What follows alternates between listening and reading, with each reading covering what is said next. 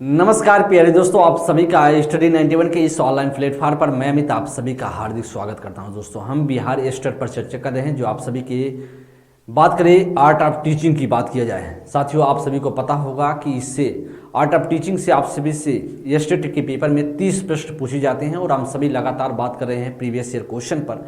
जो आप सभी के पेपर में आए हुए क्वेश्चन है उस पर हम चर्चा कर रहे हैं, जिससे एक थोड़ा सा अंदाजा लग पाता है कि किस प्रकार के क्वेश्चन अब फिर से आने की संभावना रहेंगी और बेहतर करने की कोशिश हम सभी लगातार जारी है साथी, और हम करेंगे भी। देखिए, पहला प्रश्न आप सभी के सामने और पहला प्रश्न स्क्रीन पर, इस प्रश्न को देखने का प्रयास करें, क्या इसमें से राइट आंसर बन सकता है। पहले प्रश्न की चर्चा करें तो आपसे कहा कि अधिगम प्राकृतिक क्रिया है। अधिगम क्या है? एक प्राकृतिक क्रिया है। कर शिक्षार्थी का, शिक्षक का, व्यक्ति का या जीवित प्राणी का learning is a natural process कर कि ऑफ ए लर्नर का टीचर्स, या फिर करा कि पर्सन्स, या फिर करा कि ऑफ लिविंग जो क्रिएचर। तो इसमें से कौन सा होगा आपका? इसमें से कौन सा राइट ऑप्शन होगा? अधिगम प्राकृतिक क्रिया है किसका? आप क्या कह सकते हैं? सिर्फ आप बोला जा सकता है सिर्फ शिक्षार्थी का। भाई, सिर्फ हम शिक्षार्थी का तो बोल नहीं सकते हैं, सिर्फ शिक्षक का बोल नहीं सकते हैं, सिर्फ विद्यार्थी व्यक्ति का नहीं बोल सकते हैं। तो हम सीधा सा क्या बोल सकते हैं इसमें कि हम सीधा सा बोल सकते हैं जीवित प्राणी का। अधिगम क्या है? अधिगम जीवित प्राणी का एक प्राकृतिक क्रिया है। ऑप्शन संख्या इसका डी ऑप्शन। तो ऑप्शन संख्या डी में सारे के सारी चीजें एक बार में समाहित हो गया। तो कैसे का सभी को पेडागोजिकल क्वेश्चन करना होता है, इससे आपको पता चल पा रहा हो कि कैसे हम बातों को समझेंगे। तो पहले का सीधा सा डी ऑप्शन बनेगा। नेक्स्ट प्रश्न लेंगे, प्रश्न संख्या आपके सामने सेकंड नंबर। अधिगम प्रक्रिया का अंतःक्रिया घटक कौन सा है? भाई, कह रहा कि अधिगम प्रक्रिया का अंतःक्रिया घटक का उच्च स्तर सोच, ध्यान, स्मृति या ये सभी कौन सा होगा? इसका राइट आंसर, क्वेश्चन को देखिएगा, प्रश्न संख्या अगर हम बात करें सेकंड नंबर के, कौन सा आपका राइट ऑप्शन बन सकता है? क्या अधिगम प्रक्रिया का अंतःक्रिया घटक की बात करें, उच्च स्तर सोच, हायर लेवल थिंकिंग की बात करें, या भी आपका घटक बनेगा, ध्यान भी बनेगा, स्मृति भी बनेगा। इस प्रकार से हम कह सकते हैं आपका जो राइट ऑप्शन होगा ऑप्शन संख्या सेकंड का डी ऑप्शन। क्या कर सकते हैं? सीधा सा डी ऑप्शन अधिगम प्रक्रिया का अंतःक्रिया घटक है। नेक्स्ट प्रश्न है, प्रश्न संख्या थर्ड में, का संज्ञानात्मक शिक्षण का प्रथम चरण कौन सा है? सूचना है, समझ है, विश्लेषण है, मूल्यांकन है। आपसे कह रहा है कि संज्ञानात्मक शिक्षण का प्रथम चरण आपसे पूछ रहा है, कौन सा होगा? बहुत महत्वपूर्ण प्रश्न है, कौन सा आप कह सकते हैं? तो सबसे पहले अगर संज्ञानात्मक चरण शिक्षण का प्रथम चरण की बात करें, मतलब संज्ञानात्मक शिक्षण की बात कर लें तो दिया था कौन किसने? बेंजामिन ब्लूम ने। कहेंगे बेंजामिन ब्लूम के द्वारा, बेंजामिन ब्लूम के द्वारा इससे दिया गया है, बेंजामिन ब्लूम के द्वारा दिया गया है। अच्छा, बेंजामिन ब्लूम के द्वारा दिया गया, तो इसमें हम कहेंगे ठीक है, बेंजामिन ब्लूम के द्वारा दिया गया है। आप इसमें कहेंगे संज्ञानात्मक पक्ष में कितने चरण आते हैं? संज्ञानात्मक पक्ष में कितने चरण आते हैं? तो आप कहेंगे 6 चरण आते हैं। कितने आते हैं? 6 चरण आते हैं। अब हम 6 चरण को लिख देते हैं। तो अब पहला चरण कहलाता है ज्ञान, पहला चरण ज्ञान। दूसरे चरण की बात करें जिससे बोलते हैं अवबोध। क्या बोलते हैं? अवबोध या बोध। क्या बोलते हैं? अवबोध। अवबोध का मतलब समझ। अवबोध या अवबोध कह सकते हैं, या बोल सकते हैं हम बोध बोला जा सकता है। अवबोध या बोध, जिसे समझ बोला जाता है। तीसरे की बात करें अनुप्रयोग होता है। तीसरा क्या है? अनुप्रयोग है। चौथे की बात करें जिसे हम बोलते हैं, चौथे की बात करें हम बोलते हैं विश्लेषण। चौथे की बात करें विश्लेषण। पांचवें की बात करें हम बोलते हैं संश्लेषण। पांचवें की क्या बोलते हैं? संश्लेषण बोलते हैं। और छठवें की बात करें जिसे हम बोलते हैं मूल्यांकन। छठवें में दोस्त हम बोलते हैं मूल्यांकन बोला जाता है। क्या? मूल्यांकन बोला जाता है। यह आपके कितने हो गए? 6 आपके चरण हो गए। क्या इतने? 6 आपके चरण हो गए। अगर हम 6 चरण की बात कर लेना तो इसमें से कौन सा होगा शिक्षण का प्रथम चरण? तो प्रथम चरण आप जानते हैं सूचना होगा। क्या होगा? सूचना, जिसे बोला जाता है ज्ञान, या ज्ञान या सूचना हम कह सकते हैं। ज्ञान या सूचना, जिसे बोला जाता है इंफॉर्मेशन। सीधा सा आपका ए ऑप्शन। अच्छा, इसमें से आपसे पूछ सकता था सबसे न्यूनतम चरण कौन सा है? तो सबसे न्यूनतम क्या होता है? ज्ञान होता है। न्यूनतम, सबसे निम्नतम बोल सकते हैं, निम्नतम बोल सकते हैं, या न्यूनतम बोला जा सकता है। सबसे उच्चतम भी पूछ सकता है कभी कभी। उच्चतम, अब सबसे उच्चतम पूछेगा तो आप कहेंगे मूल्यांकन होता है। क्या? तब आप कहेंगे मूल्यांकन होता है। इस प्रकार से आपको समझना है आपके पेपर में किस प्रकार के क्वेश्चन बनाए जा सकते हैं या कोशिश किया गया बताने का। तो प्रश्न संख्या 3 का जो ए ऑप्शन राइट है। नेक्स्ट प्रश्न है प्रश्न संख्या 4 का, कर अनुदेशात्मक उद्देश्य क्या है? अनुदेशात्मक उद्देश्य है विशिष्ट है, मापन योग्य है, क्रिया केंद्रित है या ये सभी है। तो अब क्या कर सकते इंटरेक्शनल ऑब्जेक्टिव इज क्या बोला जा सकता है? बेहतरीन प्रश्न है। इस प्रश्न को देखिएगा, इसमें से कौन सा राइट ऑप्शन होगा? कह रहा कि स्पेसिफिक है, विशिष्ट भी है, सही बात है। कह मापन योग्य है तो आप कहेंगे ठीक है। क्रिया केंद्रित है या भी है, ऑप्शन संख्या सीधा सा डी ऑप्शन बनेगा। क्या बनेगा? डी ऑप्शन इसका राइट आंसर बनेगा। प्रश्न संख्या 5 नंबर में कर ब्लूम का वर्गीकरण की शुरुआत हुई थी हार्वर्ड विश्वविद्यालय से, स्टैनफोर्ड विश्वविद्यालय से, शिकागो विश्वविद्यालय से या येल विश्वविद्यालय से? किस विश्वविद्यालय से ब्लूम के वर्गीकरण की बात करें तो ब्लूम ने इसका वर्गीकरण 1956 ईस्वी में बताया था 3 आधार पर, संज्ञानात्मक, भावात्मक, मनोगत्यात्मक। संज्ञानात्मक, भावात्मक, मनोगत्यात्मक 3 जो है इनके द्वारा पक्ष बताए गए। तो 3 पक्ष की बात किया जाए तो इसमें से कहा है कि आपका किस यूनिवर्सिटी से शुरुआत किया गया था। प्रश्न संख्या 5 नंबर की अगर हम बात करेंगे तो हम कहेंगे भाई साहब शिकागो विश्वविद्यालय से। किस विश्वविद्यालय से? शिकागो विश्वविद्यालय से, ऑप्शन संख्या सी। नेक्स्ट प्रश्न लेंगे प्रश्न संख्या 5 का सी ऑप्शन। करें कि प्रश्न संख्या 6 नंबर के शिक्षण के आधुनिक विधि की विशेषता क्या है? आधुनिक विधि की विशेषता आपसे पूछा है, क्रिया केंद्रित, अन्योन्य क्रिया, समकक्ष सहयोग या उपयुक्त सभी। तो करा शिक्षण के आधुनिक विधि की आपकी विशेषता पूछ रहा है, जो करा the speciality of the modern method of teaching is, करा कि क्या होगा इसमें से राइट ऑप्शन?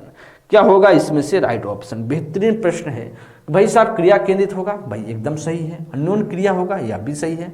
समकक्ष सहयोग, यह भी सही है। तो हम कह सकते हैं क्या इसमें से उपयुक्त सभी।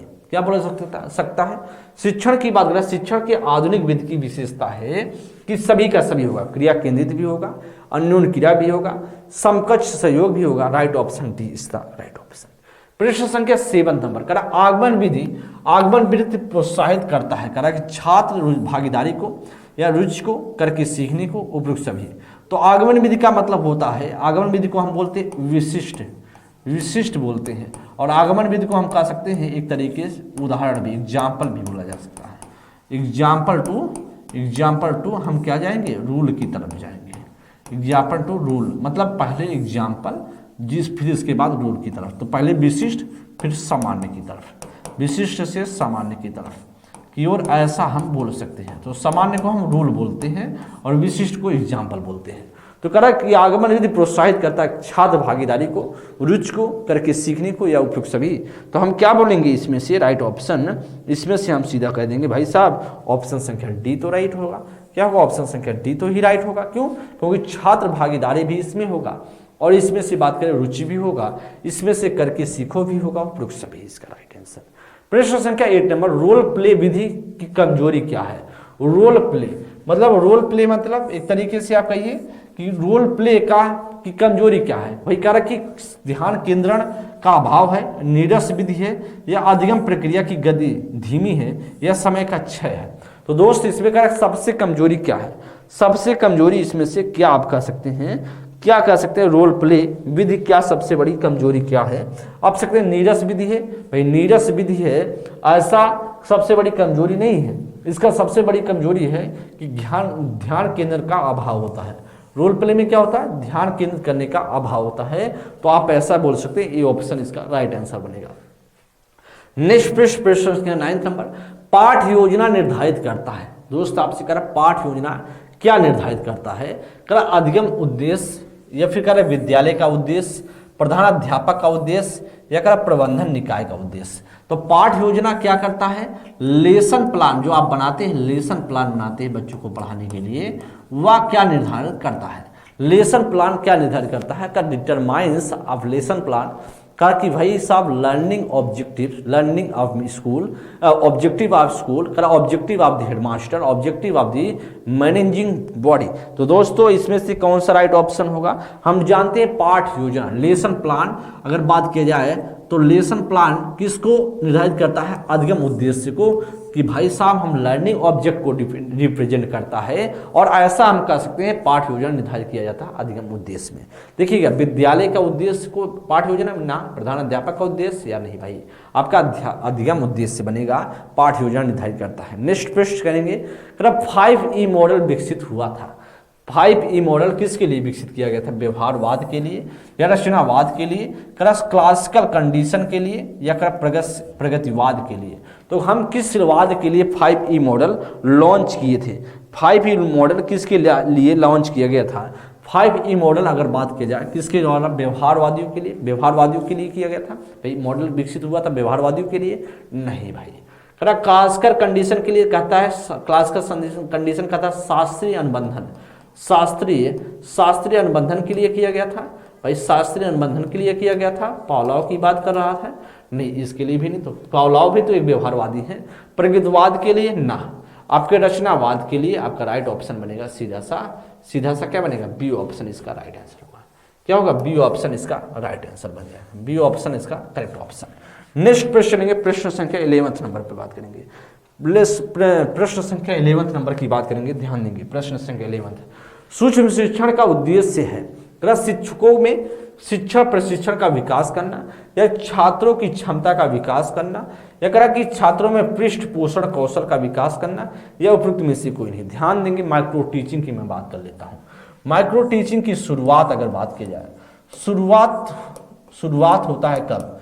शुरुआत होता है 1963 ईस्वी में। 1963 ईस्वी में शुरुआत। जनक की बात करें आपसे कहेगा तो आप कहेंगे इसका जनक बोले जाते हैं D.W. एलन को बोला जाता है, D.W. एलन को बोला जाता है। अगर D.W. एलन इसके क्या बोले जाते हैं? जनक बोले जाते हैं। D.W. एलन इसके जनक बोले जाते हैं। किसके? D.W. एलन जनक बोले जाते हैं। अगर हम बात करेंगे सूक्ष्म शिक्षण का। माइक्रो टीचिंग की बात करें तो माइक्रो टीचिंग की बात किया जाए तो यह किसके लिए किया जाता है? शिक्षक के प्रशिक्षण के लिए, शिक्षक के प्रशिक्षण के लिए इसका यूज किया जाता है। शिक्षण के प्रशिक्षण के लिए तुरंत फीडबैक के लिए। देखिए, अगर बात करें तुरंत मतलब फीडबैक तुरंत प्राप्त करने के लिए, फीडबैक अगर बात की जाए, प्रतिपुष्टि तुरंत प्राप्त होती है इससे। प्रतिपुष्टि क्या होती है? प्रतिपुष्टि तुरंत प्राप्त किया जा सकता है, तुरंत प्राप्त किया जा सकता है,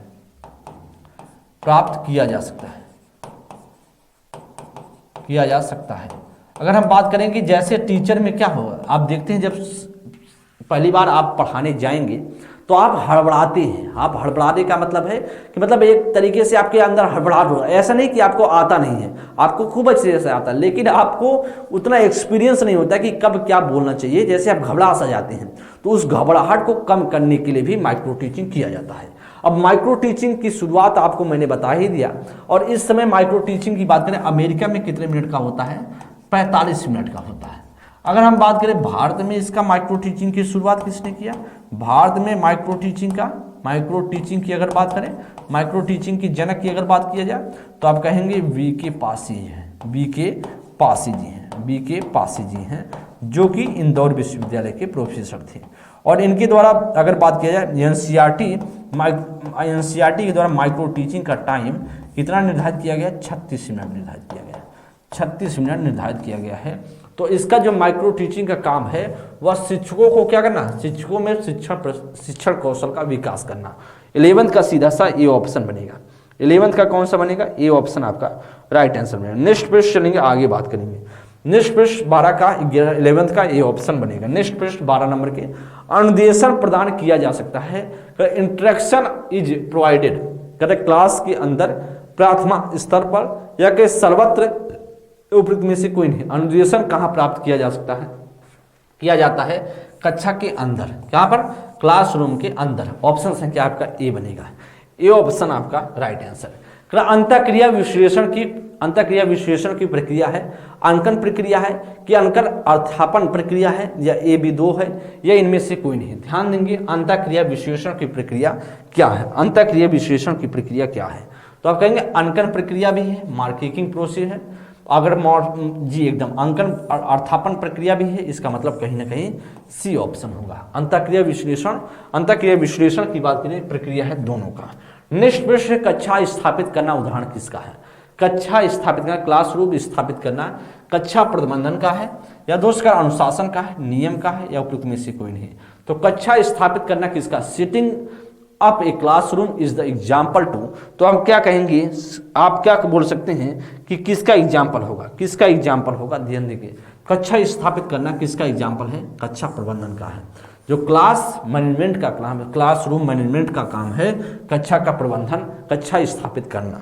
निष्कर्ष करा कि समावेशी कक्षा में एक शिक्षक चाहिए, छात्रों के सांस्कृतिक अंतर की उपेक्षा करे, यह संस्कृति से संबंधित छात्रों को बढ़ावा दे, या सभी संस्कृतियों को सम्मान या महत्व दे, उपयुक्त में से कोई नहीं। तो समावेशी क्लासरूम में कहा जाता है किसी बच्चे के साथ किसी प्रकार का भेदभाव नहीं करना है, चाहे वह किसी वर्ग से आता हो या किसी समुदाय से आता हो। तो हम किसी बच्चे के साथ भेदभाव ना करेंगे, सभी बच्चों को एक तरीके से देखना है, चाहे वह सामान्य बच्चा हो या फिर चाहे वह विशिष्ट बच्चा हो, चाहे उसमें कोई विकार हो, चाहे वह पूरी तरीके से स्वस्थ हो, या किसी प्रकार का बच्चा हो। तो हम समावेशी क्लासरूम में किसी प्रकार की भेदभाव नहीं करना है। यहाँ पर लिखा है छात्रों के सांस्कृतिक अंतर की उपेक्षा करें, जो संस्कृतियों में अंतर है उसको उसकी उपेक्षा करेंगे, कभी ना करेंगे, फिर समावेशी क्लासरूम का हनन हो जाएगा। संस्कृति से संबंधित छात्रों को बढ़ावा दे, किसी संस्कृति को बढ़ावा देंगे, किसी को कमजोर करेंगे, किसी कल्चर को हम बढ़ावा देंगे कमजोर, ऐसा भी नहीं काम करना है। सभी संस्कृतियों को हम क्या करेंगे, रिस्पेक्ट देंगे और उनका इंपॉर्टेंस देंगे। साथी आपका सीधा सा सी ऑप्शन बनेगा, प्रश्न संख्या 15 का सी ऑप्शन पूरी तरीके से राइट ऑप्शन है। नेक्स्ट प्रश्न लेंगे प्रश्न संख्या 16 नंबर के लिए। पाठ्य पुस्तकों का मूल्यांकन निर्भर करता है, पाठ्य पुस्तकों का जो मूल्यांकन है किस पर निर्भर करता है, शिक्षा उद्देश्य पर, विषय वस्तु की रचना पर एवं प्रस्तुतिकरण पर, या विन्यास एवं रचना पर, या उपरोक्त सभी पर। पाठ्य पुस्तकों का मूल्यांकन किस पर निर्भर करता है, education of text book depend on. तो आप क्या कहेंगे इसमें से किस पर निर्भर करता, पाठ्य पुस्तकों का मूल्यांकन किस पर निर्भर करता। बहुत बेहतरीन प्रश्न है, इस प्रश्न का जवाब देने की कोशिश कीजिएगा। प्रश्न संख्या 16 नंबर का पाठ्य पुस्तकों का मूल्यांकन किस पर निर्भर करता है। बेहतरीन प्रश्न है, शिक्षा उद्देश्य पर, भाई एकदम सही है। विषय वस्तु की रचना और प्रस्तुतिकरण पर, यह भी सही है। अभिन्यास और रचना पर, उस पर भी सही है। आपका सीधा सा क्या बनेगा, डी ऑप्शन। शिक्षा, देखिए पाठ्य पुस्तकों का, अगर कोई पाठ्य पुस्तक कोई बुक बनता है, पाठ्य पुस्तक कोई बुक बना, तो हाँ अगर हम बुक कोई बनाते हैं, तो अगर बुक कोई बनता है तो दोस्त किस पर निर्भर करेगा, शिक्षा उद्देश्य पर। किस वह बुक किस शिक्षा के उद्देश्य के लिए बनाया गया है, ये तो भाई साहब तो जरूरी है। भाई किसी बुक को हम बनाते हैं तो उससे शिक्षा किस बुक के लिए बनाया गया है, यह भी शिक्षा उद्देश्य भी होगा। विषय वस्तु की रचना और प्रस्तुतिकरण पर, विषय वस्तु, इसमें विषय वस्तु का जो सिलेबस है उसकी रचना पर, उसके रचना और उसके प्रस्तुत किस प्रकार को उसको बनाया गया, कितना रंगीन बनाया गया, कैसे बेहतरीन तरीके से समझाया गया है, उसकी प्रस्तुति पर भी निर्भर करता है। अभिन्यास और रचना पर भी निर्भर करता है। और सीधा सा जब होगा राइट ऑप्शन, सीधा सा डी ऑप्शन मिलेगा, सभी पर निर्भर करता है। 16 का डी ऑप्शन। नेक्स्ट प्रश्न 17 में, पुस्तकालय का उद्देश्य क्या है। भाई पुस्तकालय जो लाइब्रेरी बनाई जाती है उसका उद्देश्य क्या होता है, ज्ञान एवं सूचना प्रदान करने के लिए या खेल प्रदान करने के लिए, ए और बी या इनमें से कोई नहीं। पुस्तकालय का उद्देश्य क्या है, the purpose of library is, the purpose of library is क्या होगा, तो हम कह सकते हैं ऑफ लाइब्रेरी, तो हम कहेंगे लाइब्रेरी किस लिए, ज्ञान के लिए बनाया जाता है, ज्ञान और सूचना प्रदान करने के लिए बनाया जाता है। खेल प्रदान करने के लिए नहीं, कभी नहीं होगा। सी ऑप्शन तो ऐसे गलत हो गया, डी ऑप्शन तो अपने आप से ही गलत है। तो आपका जानते हैं खेल, बहुत से साथी सी ऑप्शन करके आएंगे, गलत है। खेल प्रदान क्या नहीं किया जाता है क्या लाइब्रेरी में, कभी नहीं होता। लाइब्रेरी में ज्ञान और सूचना प्रदान करने के लिए होता है। नेक्स्ट प्रश्न संख्या 18 की बात कर लेते हैं। प्रश्न संख्या 18 की बात करें, प्रभावी अध्यापक कौन सा है, इफेक्टिव टीचर कौन सा है, ध्यान देंगे। इफेक्टिव टीचर आप किसे मानेंगे, जो कक्षा पर नियंत्रण करता हो, भाई क्लास में जो नियंत्रण कर ले, जो कंट्रोल किया रहे क्लास को मार पीट कर, उससे वो आप इफेक्टिव टीचर मानेंगे, कभी नहीं बनेंगे। देखिए बात करके आप कितना रखेंगे, बात कर रख लीजिए, जैसे वह फ्री होगा बच्चा आपके साथ, वह आपकी बातों को नहीं समझेगा, आप जो कहेंगे सिखाने वह कभी नहीं सीख पाएगा। तो कभी बच्चे को बात कर नहीं रखा जा सकता। प्रभावी शिक्षक वह नहीं है जो क्लास को नियंत्रण में रखे, जो सीमित अवधि में जानकारी प्रदान कर दे। एक लाइफ टाइम, मतलब एक तरीके से 1 घंटे में इतना हम ज्ञान दे देंगे, 2 घंटे में इतना दे देंगे, 5 मिनट में इतना दे देंगे, ऐसे टीचर की बात करें तो ऐसा जो प्रभावी शिक्षक कभी नहीं होता है। जो छात्रों को सीखने के लिए प्रेरित करे, जो क्या करे, शिक्षक जो ऐसा शिक्षक प्रभावी होता है, ऐसा शिक्षक इफेक्टिव होता है जो बच्चों को क्या करे, बच्चों को मोटिवेट करे, बच्चों को प्रोत्साहित करे, बच्चों को एनर्जी भर दे, बच्चे में ऊर्जावान बना दे बच्चे को। बच्चा बहुत तरीके से मतलब एक तरीके से बच्चों को लगे कुछ नया मैं कर रहा हूँ, कुछ नया ज्ञान प्राप्त कर रहा हूँ, इस तरीके से क्या कर ले। 18 का सीधा सा सी ऑप्शन बनेगा। जो छात्रों को सीखने के लिए मोटिवेट करते हैं वही सबसे ज्यादा प्रभावी शिक्षक हैं। तो इसका मतलब कहीं ना कहीं एन इफेक्टिव टीचर इज, तो आप कह सकते हैं सीधा सा those who can motivate student to learn is called is, कह सकते हैं आप इफेक्टिव टीचर। तो आप कह सकते हैं दोस्तों 18 का सीधा सा सी ऑप्शन।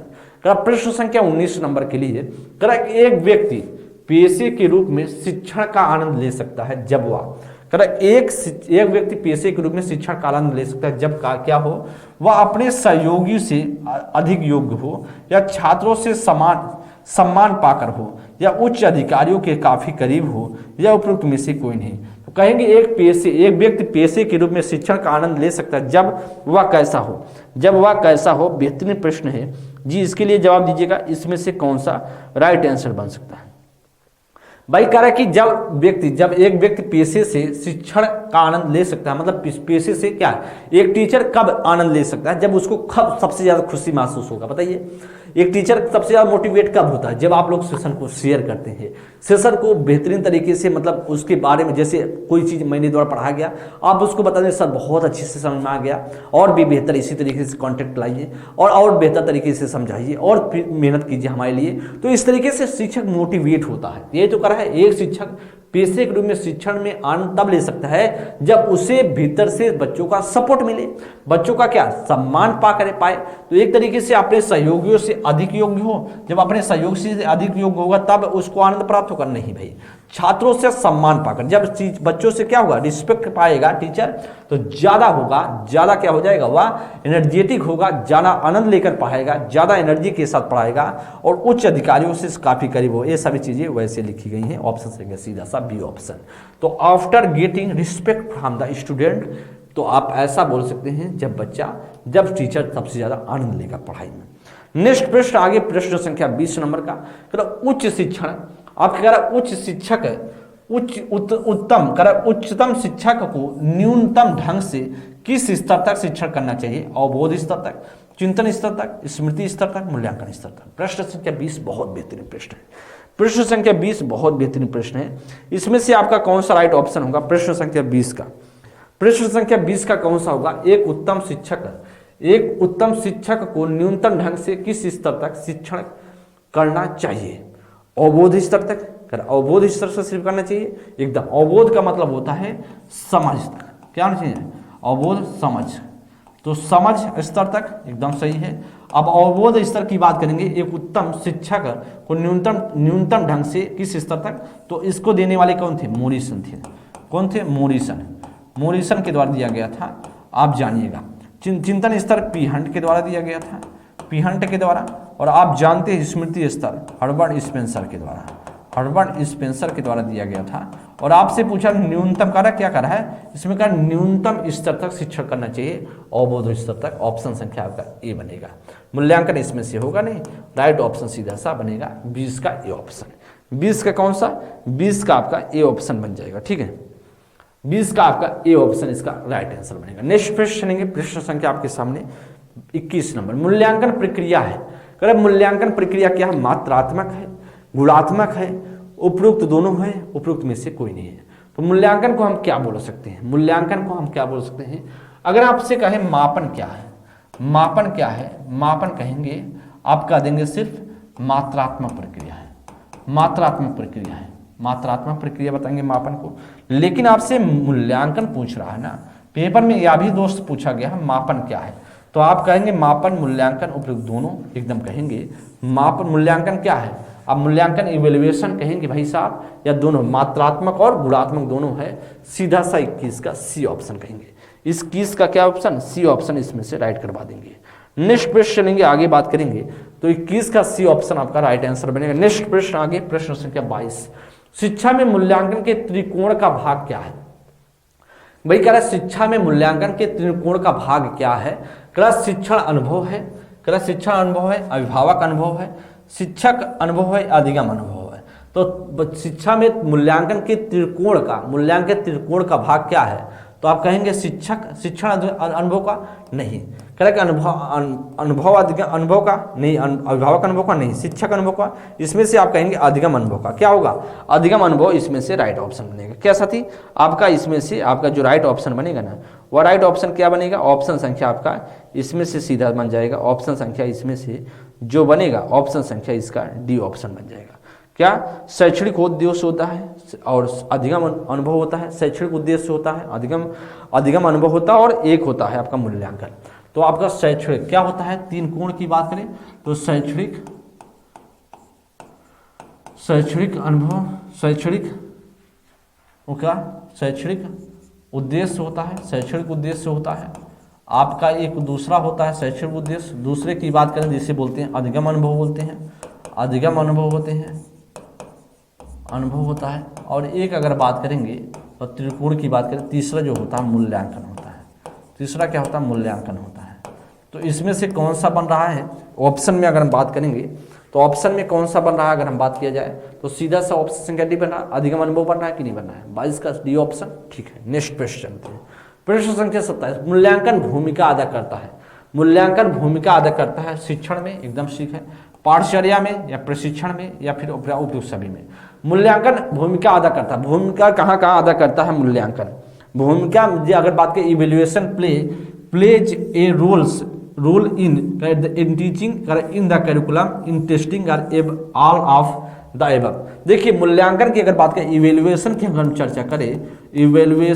चर्चा करें, तो यह कहाँ का रोल अदा करता है अगर हम बात किया जाए तो सबसे पहले बात तो साथी यह है कि भाई साहब शिक्षण में, भाई शिक्षण पढ़ा रहे हैं तो उसका मूल्यांकन जरूरी है।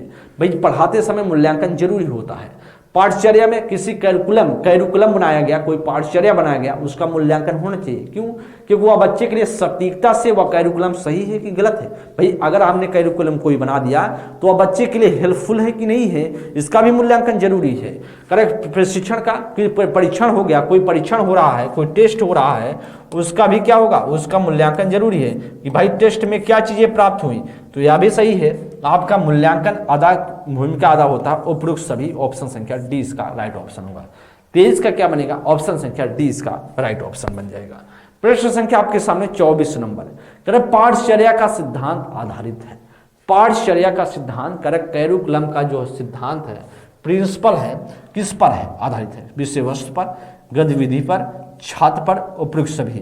तो आप क्या कहेंगे प्रश्न संख्या 24 में? प्रश्न संख्या 24 में आप क्या कहेंगे? राइट ऑप्शन बनेगा जानते हैं पाठचर्या। देखिए कैरिकुलम की अगर बात करें, प्रिंसिपल आप कैरिकुलम की बात किया, पाठचर्या का सिद्धांत, विषय वस्तु। देखिए पाठचर्या क्या है? पाठचर्या एक आपका एक बोल सकते हैं बड़ा भाग है, उससे बड़े भाग में से एक पाठ्यक्रम क्या है? छोटा सा। पाठचर्या क्या होता है? जैसे बच्चा सुबह में आया, सुबह में 8 बजे आया वह विद्यालय पढ़ने, अब वो 3-4 बजे तक क्या क्या एक्टिविटीज करेगा? कब खाना खाना है, कब उससे पढ़ना है, कब चीजें उसको पढ़ाया जाएगा, कब उसको खिलाया जाएगा, कब उसको संगीत होगा, मतलब जितने भी उसको 5-6 घंटे में जितना एक्टिविटीज कराते हैं हम, उससे हम किसके अंतर्गत रहेंगे? उसके पाठचर्या के अंतर्गत रहते हैं। तो पाठचर्या के अंतर्गत एक विषय वस्तु होता है। भाई उसकी विषय वस्तु की बात करें कि उसको क्या पढ़ाया जाएगा, ठीक है। पाठचर्या का सिद्धांत विषय वस्तु, तो विषय वस्तु पर भी निर्भर करेगा, क्योंकि विषय वस्तु के अंतर्गत या भी पाठचर्या के अंतर्गत विषय वस्तु भी आएगा, गतिविधि आएगा और छात्र भी आएगा। क्योंकि किसे पढ़ाएंगे भाई? पाठचर्या जो है उसमें कोई ना कोई स्टूडेंट तो पढ़ेगा ना, तो स्टूडेंट तो रहेगा, उसके साथ साथ एक्टिविटीज जो उसके दिन भर का एक्टिविटीज है, जो भी कार्य क्रियाकलाप है, खेल कब होगा, संगीत कब होगा, जो भी एक्टिविटीज है सभी होंगे। विषय वस्तु क्या उसको सिलेबस के थ्रू पढ़ाया जाएगा, तो इसका मतलब कहीं ना कहीं सभी इसमें इंक्लूड होंगे। उपयुक्त सभी इसका राइट आंसर बनेगा। उपयुक्त सभी आपका 24 का डी ऑप्शन। 25 नंबर की अगर बात करें, बिना बोझ शिक्षा किसके द्वारा दिया गया था? बिना बोझ का शिक्षा किसके द्वारा? डी कोठारी के द्वारा। डी कोठारी की बात करें तो इनका 1964 और 66 में इनकी बात करें, इनका आयोग का गठन किया गया। 1964 में बात करें इनका गठन हुआ था, 1966 में सरकार के समय प्रतिवेदन दिए थे। प्रोफेसर यशपाल की बात करें तो 1992 ईस्वी, और इनके द्वारा आप जानते हैं प्रोफेसर यशपाल एनसीएफ 2005 के अध्यक्ष भी रह चुके हैं। तो अध्यक्ष भी रह चुके हैं। अगर 1992 में इन्होंने कहा जो शिक्षा होना चाहिए बिना बोझ की शिक्षा होनी चाहिए, किसका?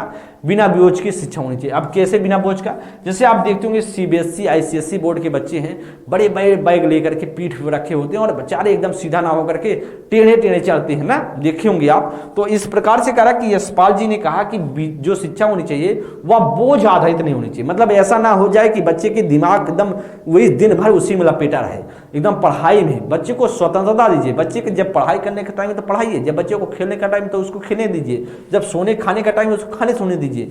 भाई हमेशा उसको पढ़ाया नहीं जा सकता है। हमेशा देखिए पढ़ाई ऐसी चीज नहीं है कि सिर्फ आप ज्ञान प्राप्ति कर लेंगे तो फिर आप बहुत बड़े इंसान बन जाएंगे। पढ़ाई ऐसा चीज है जिससे आपको पूरे जीवन को कैसे सुचारू रूप से व्यवस्थित तरीके से अपने समायोजन बना के अपने जीवन को कैसे चलाना है, या एक पढ़ाई या सीखने का नाम है। तो आप कह सकते हैं यशपाल जी ने इसकी बात कहा था, बिना बोझ की शिक्षा। आपका सीधा सा बनेगा बी ऑप्शन। के कस्तूरी रंगन की बात करें, के कस्तूरी रंगन आप जानते हैं जो एनईपी की बात करें, एनईपी 2020 की बात किया जाए, इसके अध्यक्ष रह चुके। डॉक्टर मुदालियन की बात करें तो डॉक्टर मुदालियन की बात करें तो आप जानते हैं माध्यमिक शिक्षा आयोग के अध्यक्ष, माध्यमिक शिक्षा आयोग के अध्यक्ष। मुदालियन की बात करें, मुदालियन की बात करें उच्च शिक्षा, क्या है? उच्च शिक्षा आयोग के अध्यक्ष। मुदालियन बात करें, आपका मुदालियन बनेगा माध्यमिक शिक्षा, जी माध्यमिक शिक्षा बनेगा, ओके जी माध्यमिक शिक्षा बनेगा। मुदालियन माध्यमिक शिक्षा। उच्च शिक्षा राधा कृष्ण आयोग था। उच्च शिक्षा क्या था? उच्च शिक्षा से लिए राधा कृष्ण आयोग, उच्च शिक्षा के लिए राधा कृष्ण आयोग था। राधा कृष्ण आयोग, राधा कृष्ण आयोग बना था। इस बात को आप लोग ध्यान दीजिएगा। जो आपका इसमें से राइट आंसर बनेगा ना, ऑप्शन संख्या सीधा सा बी ऑप्शन बनेगा। ऑप्शन संख्या क्या बनेगा? बी ऑप्शन इसका राइट आंसर बनेगा। नेक्स्ट प्रश्न चलेंगे 25 का सीधा सा बी ऑप्शन। आगे बात करें 26 नंबर, बच्चों का समाजीकरण शुरू होता है। बच्चों का समाजीकरण, यहाँ पर समाजीकरण होगा। देखिएगा यहाँ पर मैं लिख देता हूँ एक बार, बच्चों का समाजीकरण की बात हो रहा है, बच्चों का समाजीकरण की बात किया जा रहा है। लिख देते हैं समाजीकरण, बच्चों का समाजीकरण। बच्चों का समाजीकरण कहाँ से शुरुआत होता है? जी कोशिश करेंगे आपसे ही बताने का। बच्चों का समाजीकरण आपसे पूछ रहा है, बच्चों का समाजीकरण। बच्चों का समाजीकरण शुरू होता है समाज से या परिवार से या फिर माँ से या विद्यालय से। बच्चों का समाजीकरण कहाँ से शुरुआत होता है? तो आप जानते हैं बच्चों के परिवार से। बच्चों के परिवार, बच्चों का समाजीकरण कहाँ से होता है? उसके परिवार से होता है। ध्यान देंगे, आप जानते हैं समाज क्या है? समाज अगर बात करें तो समाज को विद्यालय का लघु रूप बोला जाए। विद्यालय का बोला क्या? विद्यालय का लघु रूप कहा है। विद्यालय का लघु रूप किसने कहा है? लघु रूप कहा है किसने? लघु रूप, विद्यालय का लघु रूप समाज होता है। मतलब जब समाज का लघु रूप, ओके समाज का लघु रूप कहेंगे, वो की तरफ देखा गया है, कहेंगे समाज का लघु रूप क्या होता है? विद्यालय होता है। समाज का लघु रूप, समाज का लघु रूप कौन सा होता है? विद्यालय होता है, विद्यालय होता है। और ऐसा कहने वाले कौन थे? ऐसा कहने वाले जॉन डीवी थे। John Dewey. जैसे बात किया जाए, आप देखे होंगे साथ ही कि बच्चा शुरू जन्म लिया, बच्चा पढ़ने जा रहा है, तो ऐसा तो है नहीं सिर्फ समाज में जाकर वो पूरी तरीके से सीख सकता है। विद्यालय में जाएगा तो अपने साथियों के साथ खेलेगा, बैठेगा, रहेगा, तो एक तरीके से उसके लिए वह समाज हो गया। इसीलिए समाज, इसके लिए विद्यालय क्या हो गया? बच्चे के लिए, छोटे बच्चे के लिए विद्यालय क्या हो गया? समाज हो गया। तो समाज का जो लघु रूप है विद्यालय है, जॉन डीवी ने कहा है। परिवार की बात करें, सबसे पहला बात करें, बच्चों का समाजीकरण शुरू हो जाता है परिवार से। अगर विद्यालय की बात करें तो विद्यालय एक क्या है? बच्चों का क्या है? एक तरीके से आप कह सकते हैं, और एक तरीके से आप बोला सकता है, यहाँ पर आप बोला जा सकता है साथी कि विद्यालय क्या है? एक द्वितीयक संस्था के अंतर्गत आएगा। द्वितीयक संस्था के अंतर्गत, द्वितीयक संस्था के अंतर्गत आता है। द्वितीयक संस्थागत आता है। परिवार क्या है? एक प्राथमिक संस्था के अंतर्गत आएगा। प्राथमिक संस्था के अंतर्गत, तो आप बोल सकते हैं प्राइमरी एजेंसी के अंतर्गत आएगा। जो आपका राइट आंसर होगा 26 का ए ऑप्शन इसका करेक्ट आंसर है। ठीक है, नेक्स्ट प्रश्न चलेंगे। प्रश्न संख्या आपके सामने 27 नंबर का, प्रक्रिया जो बच्चों को सामाजिक रूप से अनुकूल बनाता है। भाई साहब ध्यान देंगे, प्रक्रिया जो बच्चों को सामाजिक रूप से अनुकूल बनाता है उसे हम क्या कहेंगे? परिणति कहेंगे या संस्कृतिकरण कहेंगे, सामाजिकरण कहेंगे, और सभी कहेंगे। प्रश्न संख्या 27 में कौन सा राइट होगा? प्रश्न संख्या 27 में कौन सा राइट ऑप्शन होगा? जी कोशिश कीजिएगा आप बताने। प्रश्न संख्या 27 में कौन सा राइट ऑप्शन होगा? करेगी प्रक्रिया जो करे भाई, प्रक्रिया जो कर रहा है, प्रक्रिया जो बच्चों को सामाजिक रूप से अनुकूल बनाता है, उससे हम क्या कहते हैं? प्रक्रिया जो बच्चों को सामाजिक रूप से अनुकूल बनाता है, उससे हम क्या बोलते हैं? जी हम जानते हैं उसे, प्रक्रिया जो बच्चों को सामाजिक रूप से अनुकूल बनाता है उससे हम बोलते हैं सामाजिकरण। क्या बोलते हैं? उसे सोशलाइजेशन बोला जाता है। ऑप्शन संख्या सी ऑप्शन, सोशलाइजेशन बोला जाता है। देखिए सामाजिकरण में जो चीजें दोस्त आपसे भी पूछे जाते हैं वह प्राथमिक और आपसे द्वितीयक खूब पूछा जाता है। प्राथमिक सामाजिकरण पूछा जाता है, प्राथमिक सामाजिकरण पूछा जाता है और द्वितीयक सामाजिकरण पूछा जाता है। प्राथमिक सामाजिकरण संस्था पूछे, जैसे आपका क्या होगा, इसमें आपका परिवार हो गया, परिवार हो गया, ठीक है, ये सभी आपसे पूछ लिए जाते हैं। आपके पास पड़ोस हो गए, पास पड़ोस हो गए, पास पड़ोस हो गए, ये आपका प्राथमिक के अंतर्गत आएगा। अगर हमसे पूछा जाए द्वितीयक सामाजिकरण पूछा जाता है, द्वितीयक सामाजिकरण, द्वितीयक सामाजिकरण पूछा जाता है। जैसे आपका सामाजिकरण पूछ लिया गया तो आप कहेंगे इसमें विद्यालय आ जाता है। क्या है? विद्यालय आ जाता है, विद्यालय है, विद्यालय है आप बोल सकते हैं। आप बोल सकते हैं विद्यालय हो गया, आप बोल सकते हैं कि धार्मिक संस्थान हो गया, धार्मिक संस्थान, धार्मिक संस्थान हो गया। आप बोल सकते हैं, जैसे आप बोला सकता है, आपका बोल सकते हैं कि पुस्तकालय, आपका बोल सकते हैं क्या, एक सिर्फ विद्यालय बोल सकते हैं, धार्मिक संस्थान बोला जा सकता है। आप कह सकते हैं कि जहाँ ऐसा द्वितीयक सामाजिकरण की बात ऐसा कहेंगे जहाँ पर दूसरा, जहाँ पर आपको कोई दूसरा लेकर जाता है, कोई दूसरा क्या ले जाता है आपको, जहाँ दूसरा कोई लेके जाता है उसे हम क्या बोलेंगे? उसे द्वितीयक सामाजिकरण। मतलब स्वयं नहीं जा पाते हैं तो आप उसको, जहाँ पर आप स्वयं चले जाएं उससे हम प्राथमिक सामाजिकरण के अंतर्गत आएंगे। जिसको जहाँ पर आप स्वयं नहीं जा पाते उसे हम द्वितीयक सामाजिकरण के अंतर्गत रखते हैं, उससे हम क्या रखते हैं? द्वितीयक सामाजिकरण के अंतर्गत रखते हैं, ऐसा हम बोल सकते हैं साथी। तो सीधा सा 27 का जो राइट ऑप्शन बनेगा वह 27 का सी ऑप्शन, प्रक्रिया जो बच्चों को सामाजिक रूप से अनुकूल बनाता है उसे हमें बोलते हैं सामाजिकरण, सोशलाइजेशन बोला जाता है। पेपर में ये सारी चीजें बहुत बेहतर तरीके से पूछी जाते हैं। 28 नंबर की बात करें, अच्छे छात्र वे होते हैं जो हमेशा सीखना चाहते हैं, जो हमेशा अच्छा परिणाम लाते हैं, या जो हमेशा आत्मविश्वास से युक्त होते हैं, या उपरोक्त में से कोई नहीं। तो कहला अच्छे छात्र वे होते हैं, the good student are those who, तो आप क्या कहेंगे कि वह अच्छे विद्यार्थी कौन होते हैं, जो कैसा काम करते हैं? प्रश्न संख्या 28 में कौन सा आपका राइट आंसर बनना चाहिए? प्रश्न संख्या 28 में जो हमेशा सीखना चाहते हैं, जी हमेशा जो सीखना चाहते हैं उन्हें आप कहेंगे, जो हमेशा अच्छा परिणाम लाते हैं उनको कहेंगे, जो हमेशा आत्मविश्वास से युक्त होते हैं उनको कहेंगे। अच्छा स्टूडेंट वह होता है भाई जो हमेशा सीखना चाहता है, या आपका अच्छा स्टूडेंट नहीं होगा, लेकिन जो हमेशा आत्मविश्वास से युक्त रहे, कॉन्फिडेंस रहे बच्चे में, क्या रहे? बच्चे में कॉन्फिडेंस रहे, क्या रहे भाई? बच्चे में हमेशा कॉन्फिडेंस रहेगा, वह बच्चा अच्छा बच्चा कहलाता है अपने कॉन्फिडेंस के साथ। क्योंकि अच्छा एक तरीके से हम नहीं कह सकते जो हमेशा सीखना चाहता हो, आप बोल सकते हैं जो हमेशा आत्मविश्वास से युक्त हो वह अच्छे छात्र कहलाएंगे। 28 का सी ऑप्शन। देखिए कैसे, बहुत कठिन प्रश्न नहीं है, आप इस प्रश्न को देखने के बाद ए और सी में कंफ्यूज हो जाएंगे। अच्छे छात्र वे होते हैं जो हमेशा सीखना चाहते हैं। आपको लगेगा यार जो हमेशा सीखना चाहता है वही अच्छा स्टूडेंट होगा, तो इसमें आगे पीछे 2-4 चक्कर किए तो काम खत्म हो गया।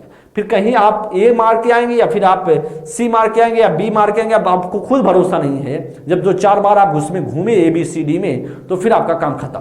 तो 28 का सीधा सा सी ऑप्शन बनेगा। 29 नंबर की बात करें, छात्र सबसे अच्छी तरीके से सीखता है। भाई करके सीखता है, सुनकर सीखता है, पढ़ के सीखता है, लिख कर। हम जानते हैं छात्र सबसे अच्छा करके सीखता है, करके सीखता है, करके सीखता है, आपको पता होगा करके सीखता है वह सबसे अच्छा सीखता है। तो जिस आधार पर बच्चा, किस आधार पर बच्चा लर्निंग बाय डूइंग के, लर्निंग बाय डूइंग के आधार पर जब सीखता है तो सबसे बेहतर सीखता है। लर्निंग बाय डूइंग के आधार पर बच्चा सबसे बेहतर सीखता है। लर्निंग बाय डूइंग के आधार पर बच्चा सबसे बेहतर सीखता है। लर्निंग बाय डूइंग की बात किसने किया था? जॉन डीवी ने किए थे, जॉन डीवी ने किए थे। और जॉन डीवी हम जानते हैं कहाँ के निवासी थे? जॉन डीवी अमेरिका के निवासी थे। इनके द्वारा प्रगतिशील शिक्षा के जनक बोले जाते हैं। क्या? प्रगतिशील शिक्षा के जनक, प्रगतिशील शिक्षा के जनक बोले जाते हैं।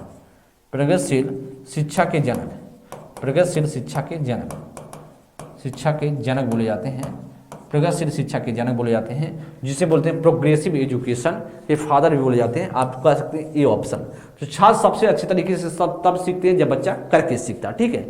तो आपका लैंग्वेज डूइंग के आधार पर जब बच्चा सीखता है।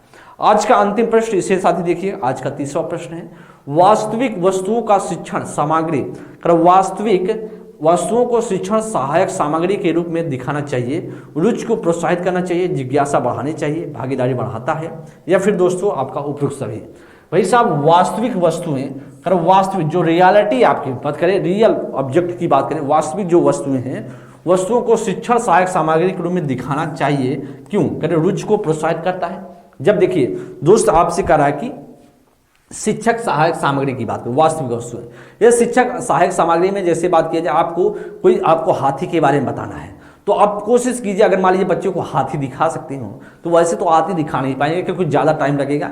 कभी अगर आप उसको भ्रमण पर बच्चे को ले जाते हैं, तो भ्रमण पर जब बच्चे को ले जाएंगे, मान लीजिए कहीं आप चिड़ियाघर में ले गए या कहीं पे ऐसे ले गए बच्चे को, तो शेर के बारे में दिखाइए, उसको हाथी के बारे में बताइए, तो बच्चा क्या होगा, रुचि को प्रोत्साहित करता, बच्चे में इंटरेस्ट पैदा करता। और भी जब उसको वास्तविक वस्तु देखता है, जिज्ञासा बढ़ाने के लिए दोस्तों, उसमें बच्चे को अगर हम कहीं ना कहीं प्रोत्साहित करता है साथी, तो प्रोत्साहित तो करेगा, कहीं ना कहीं बच्चे में क्यूरियोसिटी करेगा। और सर ये बताइए इसमें क्या हो सकता है सर, ऐसा ना वैसा, मतलब कितना खाता होगा, कितना सोता होगा, कितना क्या करता होगा, तो इस तरीके से बच्चे पूछने, जिज्ञासा बढ़ाने लगता है।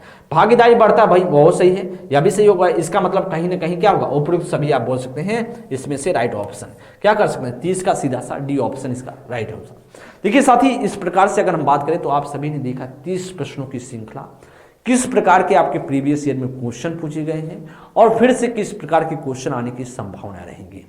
तो यार तो बहुत कॉन्सेप्ट, देखिए बहुत बड़ा बड़ा क्वेश्चन है नहीं, जैसे सीटेट का प्रश्न होता है आप देखते होंगे पेडागोगी के, वह बहुत लंबे लंबे क्वेश्चन होते हैं, कूट जैसे क्वेश्चन होते हैं। लेकिन बिहार के स्टेट में जो पेडागोगी पूछी जाती है, वह जो आपके शिक्षण कला से क्वेश्चन है, वो बहुत बड़े बड़े क्वेश्चन नहीं है, लेकिन कहीं कहीं ऐसे ऐसे क्वेश्चन हैं जो आपको कंफ्यूज कर देते हैं पूरी तरीके से। भाई कॉन्सेप्ट आपको क्लियर नहीं रहेगा तो फिर आप कंफ्यूज हो जाएंगे। इसलिए कॉन्सेप्ट को जनरेट कीजिए, कॉन्सेप्ट को समझिए और आप सभी बेहतर परफॉर्मेंस करेंगे साथी। जैसा भी सेशन आप सभी को लगा हो, एक बार आप सभी जरूर कोशिश कीजिएगा बताने का, जिस प्रकार से दोस्त आप सभी को पढ़ाया जा रहा है, सिखाया जा रहा है कि बेहतर तरीके से आप समझ पा रहे हैं, सीख पा रहे हैं, जरूर एक बार आप सभी कमेंट करने का प्रयास करेंगे। सभी साथियों को तहे दिल से शुक्रिया, आप सभी स्वस्थ रहें, मस्त रहें। जैसा भी सेशन लगा हो जरूर एक बार बताने का प्रयास करेंगे। Thank you so much.